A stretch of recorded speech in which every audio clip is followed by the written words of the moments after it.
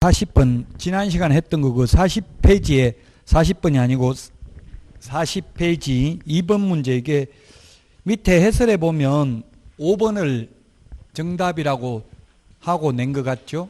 그 맨 밑에 답은 2번이라고 3번이라고 돼 있나요? 3번이라고 돼 있지만 5번이라고 의도를 하고 낸 것 같은데 5번도 약간 논란의 여지가 있네요.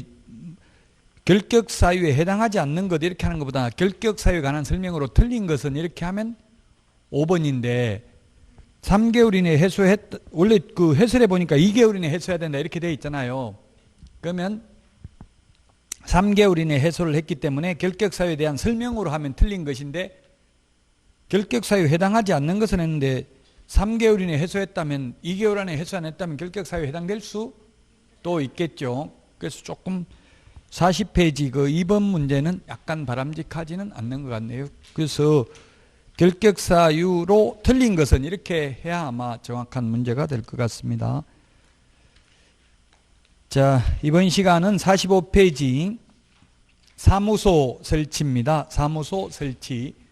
시험에 역시 사무소도 한 문제 출제됩니다. 밑에 정리된 걸 보면 등록관청 관할구역 안에 중개사무소를 2개의 사무소를 둘 수 없다. 1등록 1사무소입니다. 사무소 하나밖에 안 됩니다. 다만 법인은 회사죠. 회사는 분사무소라는 것은 지점 개념입니다. 분사무소를 둘 수 있습니다. 위반시 제재입니다. 이중사무소, 임시중개시설물 뜻다방 설치하면 등록을 취소할 수 있고요. 그 다음에 1년 이하의 전액이나 1,000만 원 이하의 벌금에 처합니다. 자, 법인의 분사무소는 주된 사무소 소재지가 속한 시장, 군수구청장, 즉 등록관청에 신고해야 됩니다. 우리 암기 프린트 4번에 보면 분사무소 설치 신고, 분사무소 이전 신고, 분사무소에서 사용할 인장 등록 모두 주된 사무소 등록관청에 신고해야 됩니다. 그 다음에 책임자는 실무교육을 받아야 됩니다. 미리 받아야 되죠. 책임자 될 사람은. 그리고 보정설정-증명서류 제출해야 됩니다. 그 다음에 분사무소, 사무소 확보 증명서류 제출해야 되고요.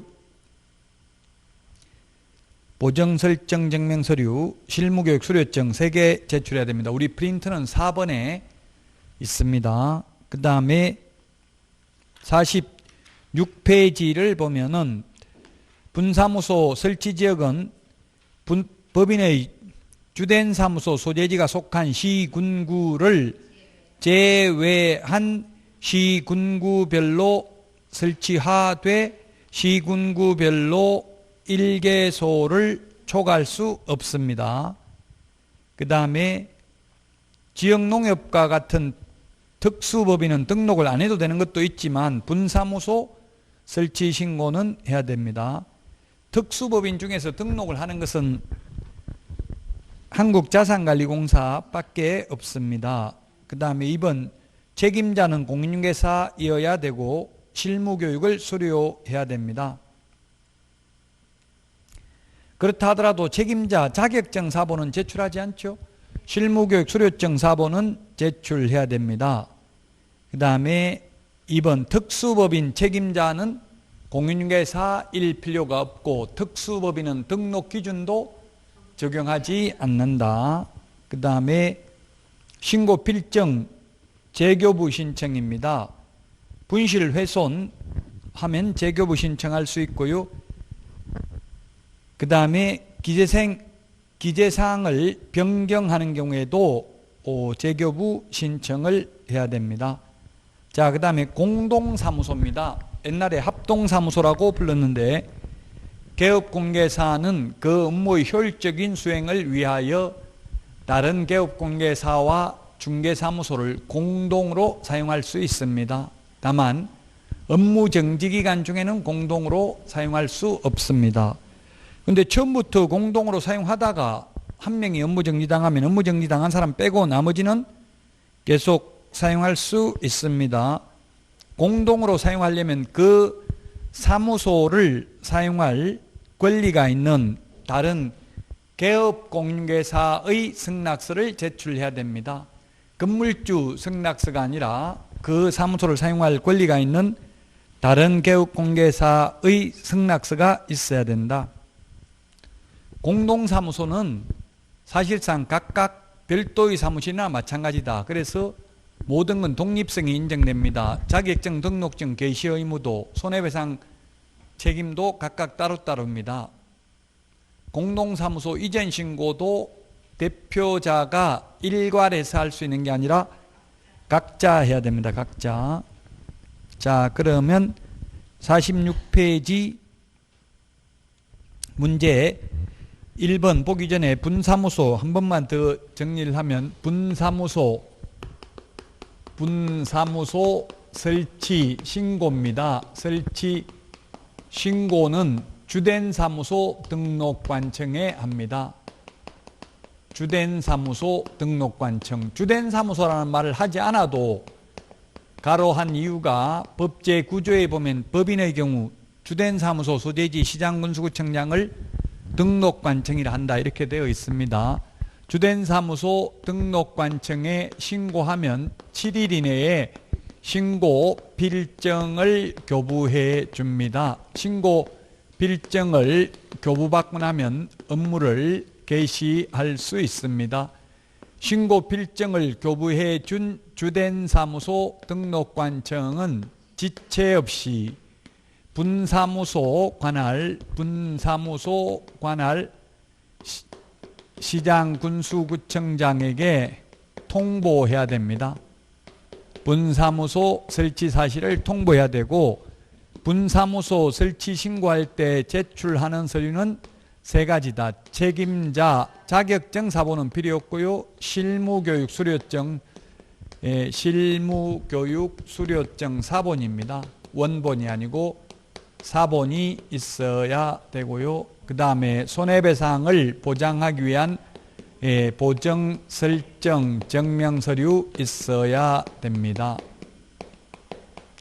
그 다음에 사무소 확보 증명서류입니다. 사무소는 소유권이 아니라 사용권만 확보하면 됩니다. 사무소 확보 서류가 있어야 된다. 자격증 사본은 제출하지 않습니다.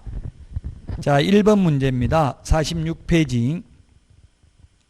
틀린 것은 했는데 1번 개업공개사는 이동이 용이한 임시중개시설물 소위 뜻다방 설치하면 안 되고요. 설치하면 이중사무소와 처벌규정이 동일합니다. 그래서 1번 맞습니다. 2번 법인인 개업공개사가 분사무소를 설치하는 경우 분사무소 소재지 시장군수구청장이 신고하는 게 아니라 주된 사무소 등록관청에 신고해야 됩니다. 2번이 틀렸습니다.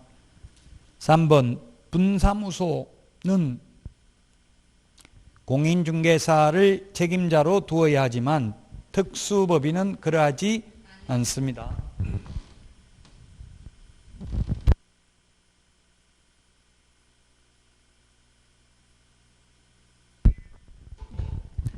4번 업무정지기간 중에 있는 다른 개업공개사의 중개사무소를 공동으로 사용하는 방법으로는 할 수 없다 했는데 업무정지기간 중에는 공동사무소 안 됩니다. 처음부터 같이 사용하다가 업무정지당하면 그 업무정지당한 사람 빼고 업무하면 됩니다. 5번 공인중개사법을 위반하여 이중사무소를 설치하게 되면 등록을 취소할 수 있고 취소 안 하면 업무정지할 수 있겠죠. 자, 그래서 1번의 답 2번이고요. 그 다음에 47페이지 2번 문제입니다. 틀린 것은 했는데 1번 등록관청 관할구역 안에 한 개의 사무소만을 둘 수 있습니다. 근데 예외적으로 2번에 법인인 경우 분사무소를 둘 수 있는데 분사무소는 주된 사무소가 속한 시군구를 제외한 시군구별로 설치하되 시군구별로 1개소를 초과할 수 없고 분사무소 책임자는 공인중개사이어야 합니다. 다만 특수법인은 그러하지는 아니합니다. 3번이 틀렸네요. 임대인 승낙서가 아니라 건물주 승낙서가 있어야 된다. 공동사무소 설치하려면 그 사무소를 사용할 권리가 있는 다른 개업공인중개사 승낙서가 있어야 됩니다. 그래서 3번 틀렸고요. 4번 공동사무소를 이전하는 경우에는 대표자가 신고할 수는 없다.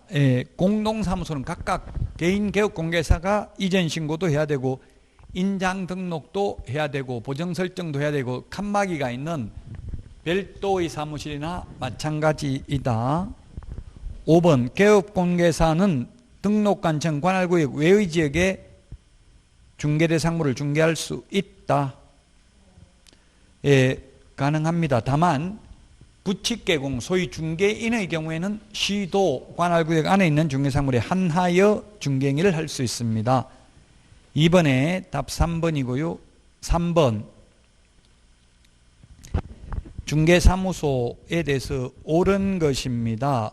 1번 중개사무소 설치 기준에 필요한 사항은 대통령령으로 정한다. 이건 굉장히 어려운 문제죠. 사무소 설치 기준은 대통령령, 이전 절차는 국토교통부령, 과태료의 구체적 기준 대통령령, 업무정지 자격정지의 구체적 기준 국토교통부령, 모든 서식 국토교통부령입니다. 이게 다 암기할 수 없습니다. 국토교통부령인지 대통령령인지는 그냥 느낌으로 풀고 가급적이면 시험에 나오면 이걸 답으로 하면 안 됩니다. 이건 답인 적은 딱 한 번밖에 없습니다. 31번 시험 봐가지고 대통령령으로 정한다, 국토교통부령으로 정한다. 이거는 여기서는 정답입니다. 2번 소속공개사의 실무교육 수료 확인증을 제출해야 된다 했는데 책임자 실무교육 수료 확인증을 제출해야 되고요. 그 다음에 소속공개사는 소속공개사 고용 신고할 때 제출하면 됩니다. 그 다음에 3번 분사무소 설치 신고하는 경우에 보정설정하지 않아도 된다. 보정설정을 미리 해야 됩니다. 보정설정 미리 해야 됩니다.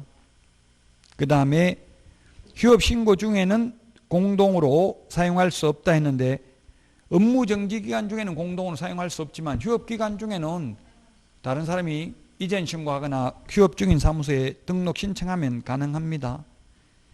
5번 둘 이상의 사무소를 두거나 임시중개시설물을 설치하는 경우 취소하여야 한다가 아니라 취소할 수 있습니다. 따라서 3번에 1번이 되겠습니다. 4번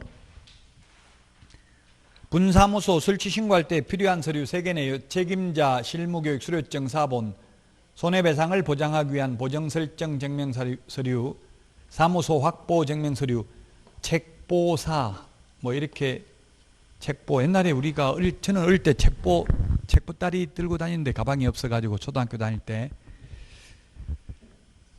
뛰어다니면 막 필통 소리가 뭐 나고 이렇게 했는데 요즘은 책보 싸가지고 다니는 사람은 없더라고요. 다 가방 들고 다니고. 4번에 답 2번입니다. 2번.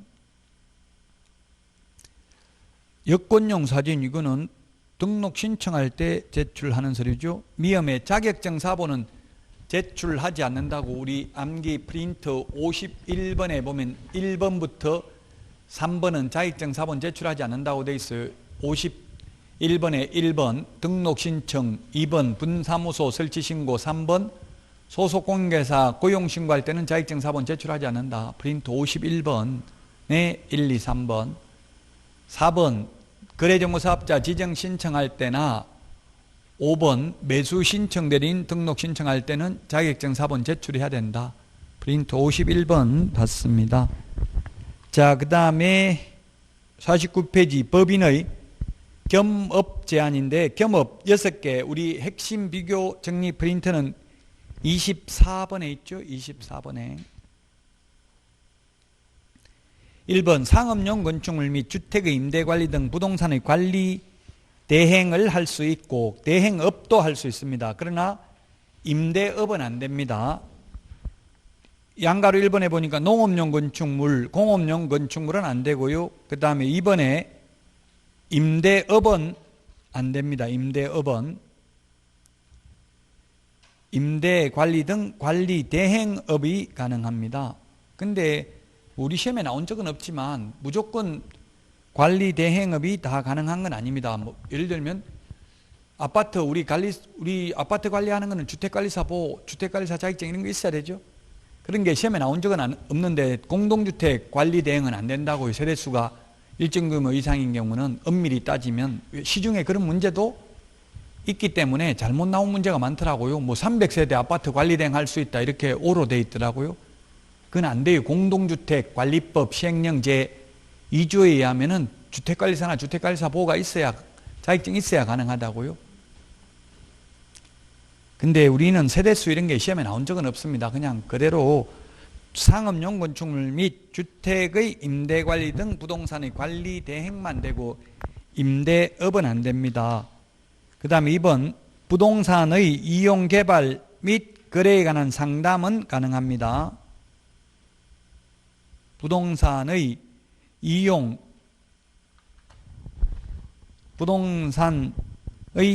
개발 및 거래에 관한 상담만 가능하고 개발업은 안 됩니다. 개발에 관한 상담업만 됩니다.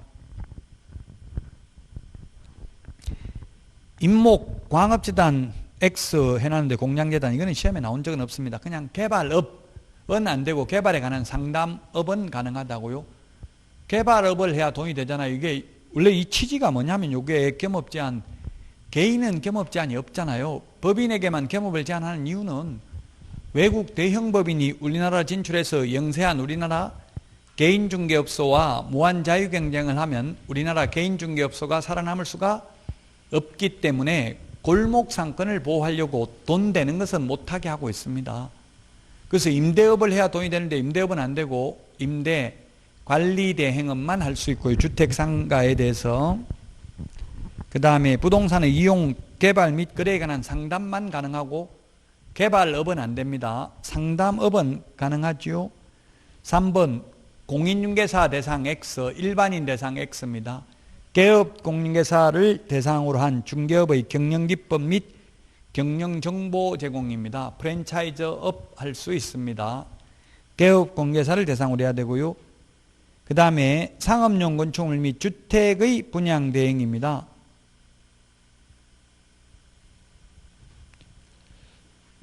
분양 대행은 숫자 제한 없이 가능하다 했는데 이 숫자 제한이 사실 이것도 있어요. 시험에 나오진 않았는데 이것도 주택법상 사업계획 승인 대상인 것은 못합니다. 법인인 개업공개사가.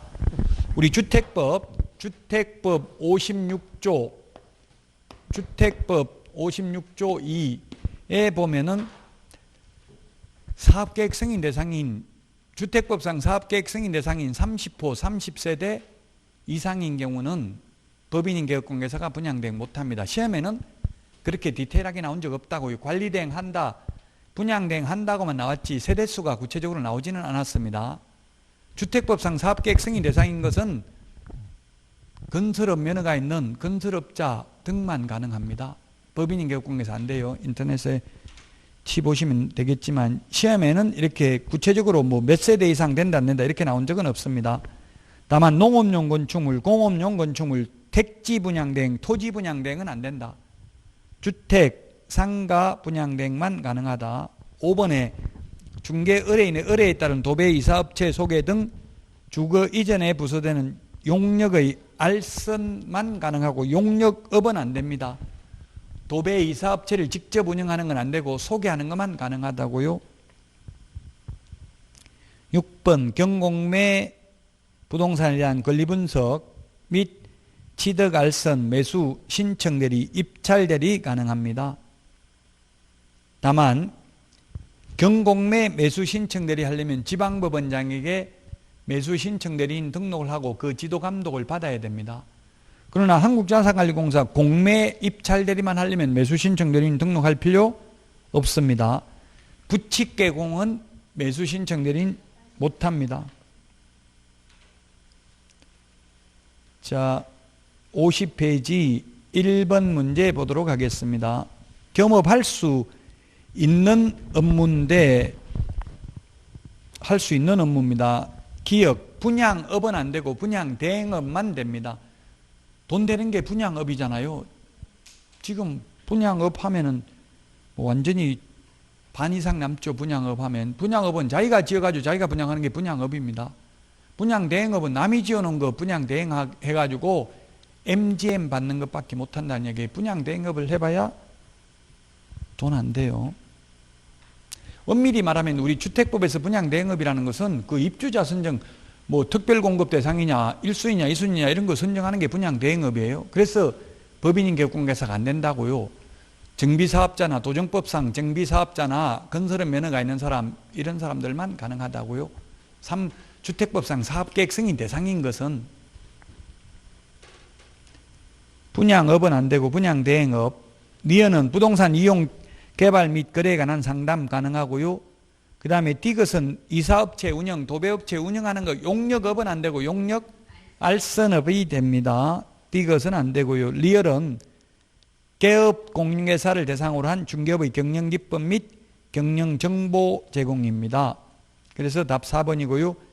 2번 문제 겸업할 수 있는 게 아닌 것은 했는데 답은 토지 분양대행 안 됩니다. 주택 상가 분양대행만 가능합니다. 분양업도 안 된다고 했습니다. 자, 그 다음에 3번 문제 보겠습니다.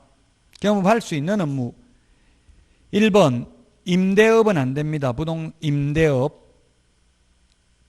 임대업은 안 됩니다. 관리 대행업, 관리 대행업만 가능합니다. 관리 대행, 임대업 안 됩니다. 그래서 기억 틀렸고, 니어는 개발업 안 되고 개발에 관한 상담업은 가능합니다. 디귿은 도배, 이사업체 소개 등 용역 알선업은 되지만 용역업은 안 됩니다. 용역, 노무 제공하는 것, 서비스 제공하는 걸 용역이라고 합니다. 직접 이삿짐센터, 도배업체를 운영할 수는 없고 소개하는 것만 된다고요. 직접 운영하면 50% 남는데 소개해봐야 5만 원도 채 못 받습니다. 이삿짐센터 소개해봐야. 리얼 상업용 건축물의 분양대행, 주택 상가 분양대행은 가능합니다. 우리 시험에는 이렇게만 나왔지 뭐 300세대 이상 분양대행 이렇게는 안 나왔어요. 구체적으로 디테일하게는. 엄밀히 따지면 주택법상 사업계획 승인 대상인 30호 30세대 이상은 분양대행을 못합니다. 30호 30세대 이상인 경우는 공개 분양을 해야 된다고, 순위에 따라서 1순위 뭐 특별공급 이런 거 있죠. 그 순위 정하는 거 이런 거는 법인인 개업공개사가 못한다고요. 미음에 국세징수법에 의한 공매 대상 부동산에 대한 입찰 신청들이 할 수 있습니다. 그래서 할 수 있는 것 답 5번입니다. 5번. 중요합니다. 법인의 겸업. 우리 프린터는 24번에 있습니다. 핵심 비교정리 프린터는 24번. 자, 그 다음에 52페이지 4번 문제입니다. 겸업할 수 있는 것 했는데 기업, 분양업은 안 되고 분양대행업만 됩니다. 분양업은 직접 지어서 분양하는 게 분양업입니다. 니어는 부동산의 이용 개발 및 거래에 관한 상담 가능하고요. 디귿은 공인중개사를 대상으로 하는 게 아니라 개업 공인중개사를 대상으로 경영기법 및 경영정보 제공, 컨설팅 할 수 있습니다. 리얼의 중개 의뢰인의 의뢰에 따른 도배, 이사업체 소개 등 주거 이전에 부수되는 용역의 알선업은 할 수 있지만 용역업은 안 됩니다. 도배, 이사업체 소개하는 것은 가능하지만 도배, 이사업체를 직접 운영하는 것은 안 됩니다. 그래서 답은 4번입니다. 자, 그 다음에 53페이지 고용인입니다. 고용인.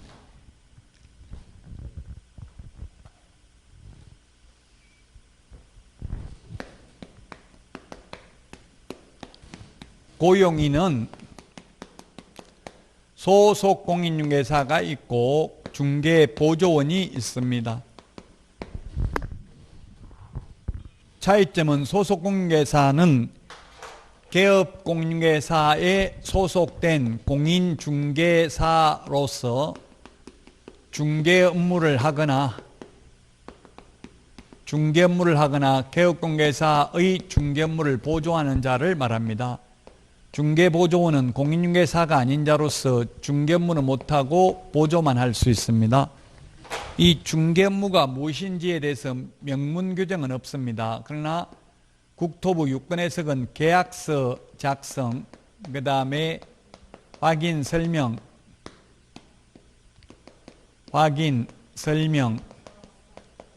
그 다음에 확인 설명서 작성 이런 것들을 중개업무라고 보고 있습니다. 따라서 소속공개사는 이런 계약서 작성 등을 할 수 있는데 중개보조원은 할 수 없습니다.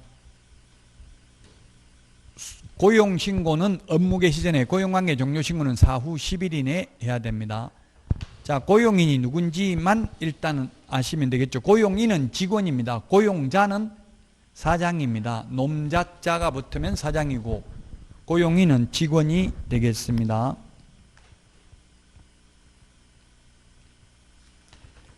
자, 그러면 55페이지 문제 풀면서 다시 보충하도록 하겠습니다.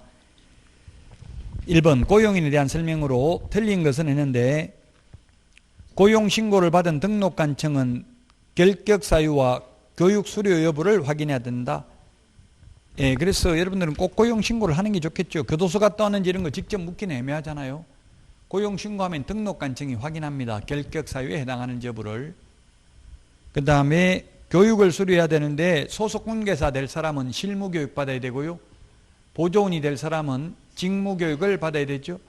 교육의 유효기간은 1년입니다. 교육받고 1년 안에 취직 안 하면 다시 받아야 됩니다. 취직했다가 그만두고 1년 넘으면 또 받아야 됩니다. 그래서 실무교육이나 직무교육은 여러 번 받은 사람도 있겠죠. 살면서 여러 번 받아본 사람도 있을 것입니다. 저는 직무교육을 받아보지는 않았고요. 실무교육은 받아도 받고 제가 모든 5개 교육 강사를 다 하고 있습니다. 지금 제가 동국대, 열린사이버대, 평택대 이런 데서 실무교육하고 있습니다. 여러분들도 10월 2일 날 합격자 발표하니까 동국대로 오시면 됩니다. 저를 보려면 자, 2번에 외국인을 고용인으로 고용하는 경우 결격 사유에 해당되지 않음을 입증하는 서류를 첨부해야 된다. 예, 외국인은 결격 사유에 해당되지 않음을 입증하는 서류를 제출해야 됩니다. 우리 프린터 핵심 비교정리 프린터 2번에 보면 나와 있습니다. 그 국가에 주재하는 대한민국 영사관이 확인하는 공정서류나 증명서류 또는 아포스티유 확인서를 제출해야 됩니다. 우리나라 사람은 7일 이내 직접 결격 사유에 해당하는 여부를 등록관청이 확인합니다. 자, 그 다음에 3번 중개보조원의 고용신고는 전자문서도 할 수 있습니다. 그러나 고용관계 종료신고는 전자문서가 가능하다는 명문 규정이 없습니다. 그래서 이게 참 어려운 부분인데 현실적으로 고용관계 종료신고를 전자문서로 하고는 있어요. 그래서 제가 왜 법에 없는 걸 왜 하고 있냐 이렇게 따졌더니만 너 때문에 다음 달부터는 이제 안 하겠다 이렇게 하더라고. 고용관계 종료신고도. 어쨌든 지금 고용신고는 전자문서 가능한데 고용관계 종료신고는 전자문서 가능하다는 명문 규정이 없다고요. 시험에 나오면 현실이 중요한 게 아니라 명문 규정 가지고 시험에 낸다고요. 대학 교수들이 현실이 어떻게 돌아가는지 몰라요. 이 공인중개사법 시험 출제하는 분들이 현업에 근무했던 분들이 아니죠. 그래서 몰라요. 그냥 법조문에 있는 그대로 판례에 있는 그대로 기출문제 있는 그대로 낼 뿐이라고요. 그래서 고용신고는 전자문서 가능하지만 고용관계 종료신고는 전자문서 가능하다는 명문 규정이 없다. 4번 개업공개사가 소속공개사를 고용한 경우에는 개업공개사 및 소속공개사는 자격증 원본을 게시해야 된다. 네, 게시해야 되는데 원본을 소속공개사 자격증 게시 안 하면 처벌 규정을 누가 받아요? 소속공개사, 개업공개사 중에서 사장이 처벌받아요. 왜냐하면 저도 실장으로 근무해 봤어요. 소속공개사로. 근무를 해봤는데 제가 자격증 게시를 몰래 해놨더니만 사장이 어디 갔다 와가지고 저 빨리 자격증 안 떼면 갖다 버리겠다 이렇게 하더라고요. 게시해놨는데 그래서 할 수 없이 뗐죠. 떼고 등록관청에 민원 넣었어요. 저 소속공무원에서 근무하고 있는데 자격증 게시 안 해놨습니다. 이렇게 해가지고 조사 나와가지고 저는 잘리고 그 사장 말 안 들으면 잘릴 수밖에 없죠. 누가 뭐 신고할 사람 말 안 해도 금방 하니까.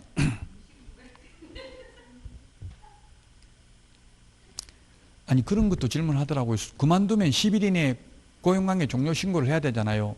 근데 다른 데 취직을 해야 되는데 고용관계 종료 신고를 안 해주니까 이중소속이라서 고용신고가 안 되는 거예요. 또 다른데 어떻게 하면 되냐. 전임 사장이 밉다고 절대 고용관계 종료 신고 안 해주겠다. 다른 데가 취직 못하게 이렇게 하는데 어떻게 하면 되겠냐 묻길래 등록관청에 민원 내야죠. 그러면은 전자민원 넣으면 빼도 박도 못하고 업무정지예요. 지금 그만둔 지 한 달이 넘었는데 아직도 고용관계 종료 신고가 안 돼 있습니다. 이렇게 빨리 처리해 주시기 바랍니다. 이렇게 해서 등록관청에 민원 넣으면 돼요. 만약에 안 해주면. 근데 그렇게 안 해주는 것보다는 친목회 회칙에 그만두고 나면 1년 안에는 6개월 안에는 다시 취직 못한다 이런 규정이 있어요. 자기들 친목회 회칙에.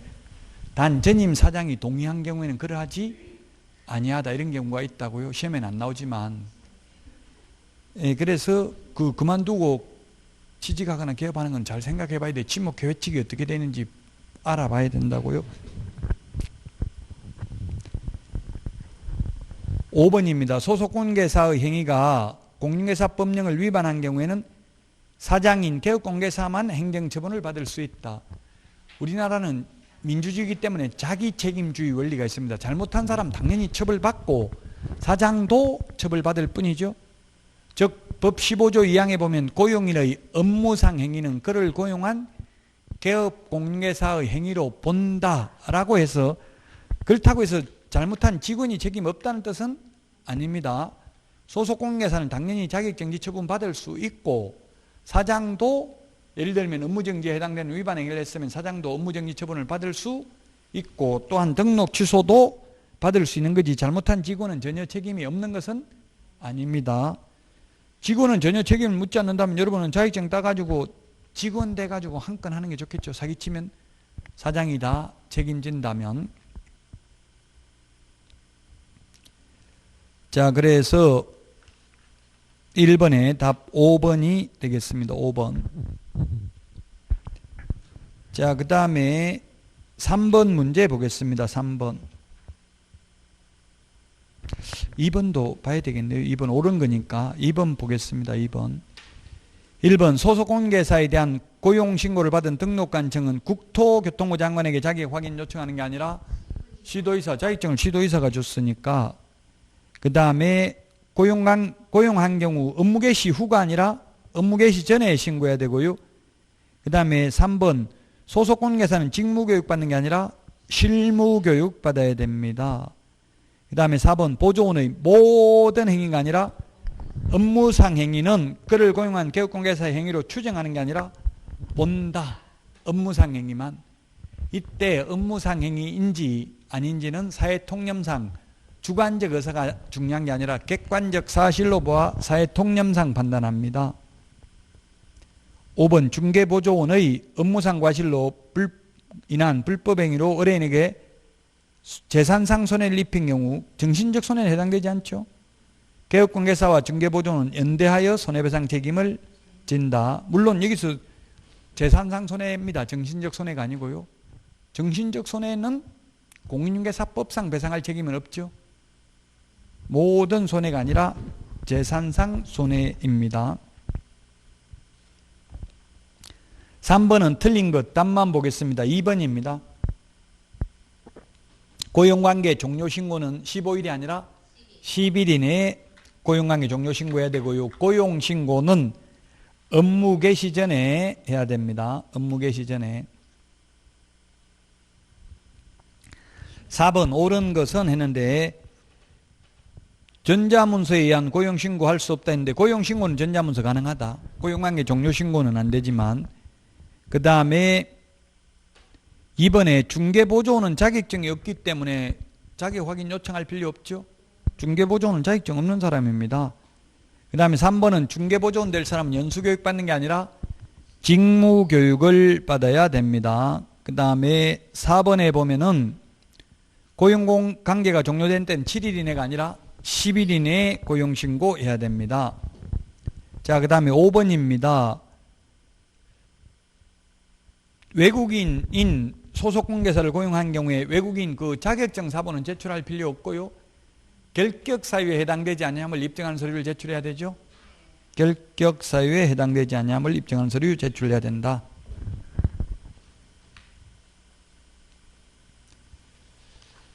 자, 그 다음에 5번입니다. 5번. 옳은 것인데 1번 갑의 개설 등록 이전에 X입니다. 우리 프린트 56번에 동그라미 1번에 있는데 무등록 중개업자는 보전가입을 못합니다. 미리 하고 싶어도 못해요. 등록 통지서가 있어야 되죠. 그래서 등록 후 업무 개시 전에 보정 설정하는 거지 등록 이전에 X입니다. 그 다음에 2번에 을의 과실에 대해서 그를 고용한 갑이 책임 있지만 고의에 대해서는 갑의 행위로 볼 수 없다 했는데 고의 과실 모두 다 그를 고용한 개업공개사의 행위로 봅니다. 직원이 일부러 의뢰인에게 손해를 입혀도 사장에게 책임 있죠. 사장인 개업공개사에게. 3번 갑은 을의 모든 행위가 아니라 업무상 행위만 그를 고용한 개업공개사의 행위로 봅니다.